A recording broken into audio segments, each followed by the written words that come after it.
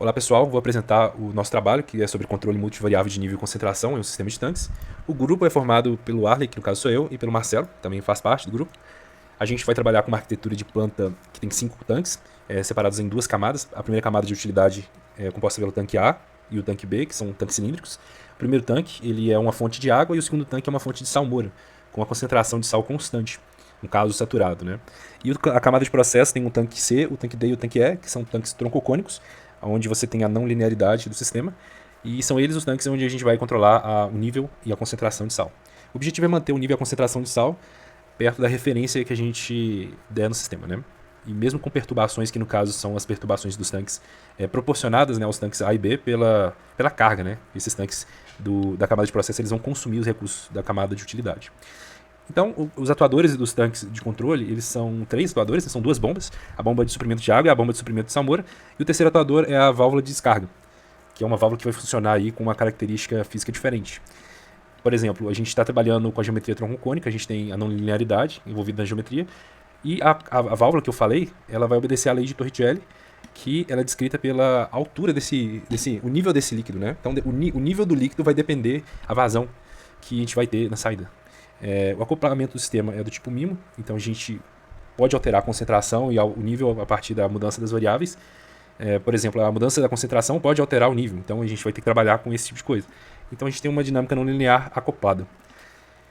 Para a modelagem do sistema, a gente fez o balanço de massa total, no caso do nível, e o balanço de espécie, que é focado na concentração, na mistura perfeita, sem reação, ou seja, considerando algumas hipóteses aqui. O volume troncocônico, como eu falei, e as nossas hipóteses elas são mais para definir algumas coisas que a gente vai considerar para o resto do projeto. Né? A gente está considerando que a mistura vai ser perfeita, que não há reação química acontecendo dentro do tanque, ou seja, o sal e a água eles não estão gerando reagentes, não está tendo nada do tipo, não tem produto, né? E a concentração é constante no tanque de regulação em B. E a partir disso a gente tem algumas estratégias, né, de fazer a linearização do sistema, que seria pegar os pontos médios ali, né? Então a altura do tanque é 3 metros, nós vamos pegar o nível de 1,5 metro, concentração 180, a válvula de água, da bomba de água salmoura, no caso, não é um valor da metade, porque neste instante em que a válvula de saída está 50% aberta, a gente precisa de maior potência ali na bomba, né? A gente precisa ativar mais a bomba para suprir, porque a válvula ela depende da lei de Torricelli. E, bom, a gente tem aqui a aproximação linear, né? A gente fez via jacobiano. Isso nos deu uma matriz A, 8x8. E essa matriz A ela é matriz composta por outras pequenas matrizes, né? Que no caso se repetem, porque os tanques têm as mesmas dimensões. E a gente descobriu que a partir desses autovalores da matriz A, a gente tem 2 sistemas diferentes, né? Relacionados ao que a gente vai controlar, que no caso é o nível, sendo que a concentração ela é aproximadamente 2,5 vezes mais lenta do que a concentração. Né? Quer dizer, o nível é 2 vezes e meia mais lento do que a concentração. Então a gente vai ter que trabalhar aqui com um controlador MPC, possivelmente com a previsão aí de horizonte. Aqui a gente tem, né, a parte de emparelhamento das variáveis. Então a gente tem a matriz de ganhos estáticos. A gente fez esse emparelhamento para entender como as variáveis do sistema se relacionam. A gente também avaliou a partir do RGA, né, que é o ganho relativo, e pelo índice de Nader-Linsky, acho que é assim que fala, né? A gente encontrou que é viável fazer o controle a partir dessa variável que a gente tem, dos atuadores. E o emparelhamento, ele ficou assim, né? O nível, ele depende mais da válvula de saída, a concentração ela depende mais da bomba de salmoura, e a bomba de água ela vai ficar como um terceiro grau de liberdade que a gente vai ter para melhorar o nosso sistema de controle. Estes são os requisitos de desempenho que a gente tem que cumprir. Então, velocidade, que no caso seria o tempo de acomodação, né? Tem que estar abaixo de 288, que equivale a 10 vezes mais rápido que a malha aberta. O erro em regime ele tem que ser menor do que 5% para degraus e perturbações. O R3 é o overshoot, abaixo de 10%, e o R4, que é a última restrição, tem que respeitar os limites dos atuadores. Né? E aqui a gente começa com a estratégia de controle nas 2 camadas. A primeira camada regulatória, nós vamos usar um controlador PI, proporcional. Por que PI? Porque a gente tem um sistema que ele é mais simples e ele é secundário. Então a gente não precisa colocar um sistema de controle muito robusto nessa parte, porque até fica computacionalmente mais caro. Né? Então o simples aqui resolve muito bem o problema. Então a gente vai trabalhar com o controlador PI. A gente encontrou estes valores para a sintonia do controlador PI. Então tem a estrutura anti-wind-up para a gente lidar com a saturação dos atuadores.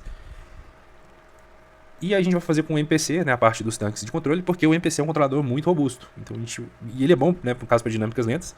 A gente consegue controlar a atuação, a gente consegue também lidar com... neste caso vai ser muito bom, né, com o acoplamento dos tanques.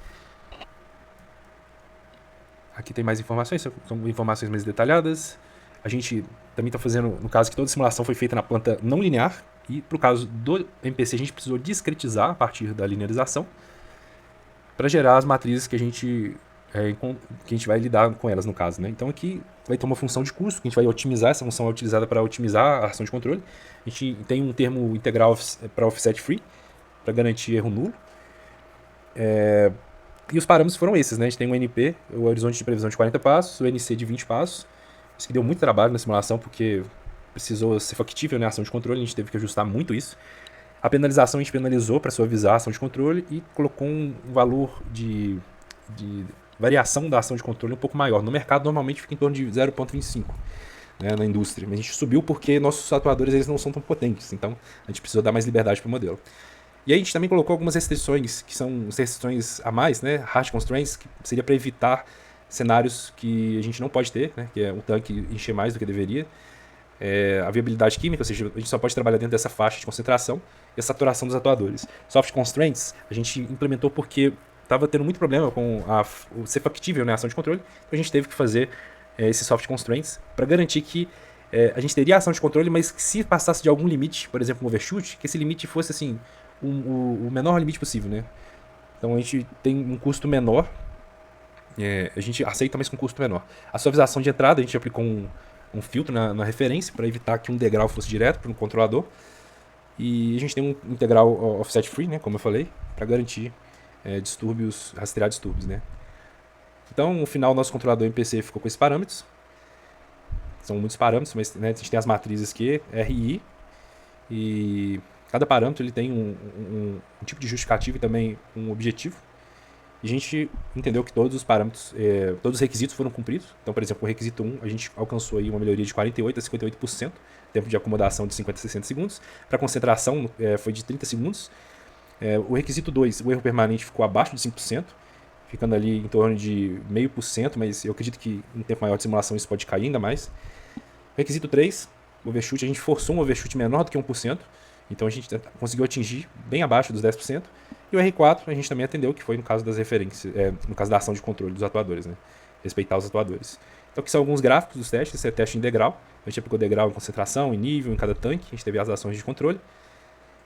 Esse aqui é um caso mais extremo, que a gente fez só para testar mesmo o comportamento do sistema. A gente aplicou uma senoide, a gente aplicou senoide também na concentração e uma rampa no nível do tanque E.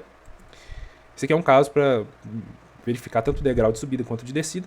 Degrau negativo e degrau positivo, e o sistema se comportou muito bem nesses dois casos. E no caso aqui, simultâneo, tanto no nível quanto na concentração. Então você vê que é possível fazer um bom controle utilizando a MPC. Resumindo, a gente cumpriu os 4 requisitos que a gente tinha planejado e provou que o MPC é um excelente controlador. E para finalizar, a gente implementou uma versão virtual do que equivaleria, no caso, a versão física da planta, utilizando uma instância EC2 na AWS, que a gente contratou, e desenvolvemos um servidor do zero em Python para fazer a parte de simulação, né, do sistema em tempo real, utilizando o modelo não linear completo do sistema, com um tempo de integração de 0,5 segundos. E no caso aqui o MPC vai otimizar a cada 5 segundos, né, que seria o tempo de amostragem. A gente utilizou o solver Clarabel, que é um solver mais poderoso, mais robusto. A gente tem a interface web, que vai fazer essa conexão aí via WebSockets e vai fazer proporcionar uma experiência muito próxima da que uma pessoa teria no caso de uma planta. Então esse daqui é um screenshot da nossa planta, né, virtual. Opera em tempo real. No caso, em tempo real seria no sentido de realizar a simulação, né, a operação em simulação. E a gente tem os gráficos de tendência também. E é isso, finalização da nossa apresentação. A gente conversa na segunda-feira sobre os detalhes.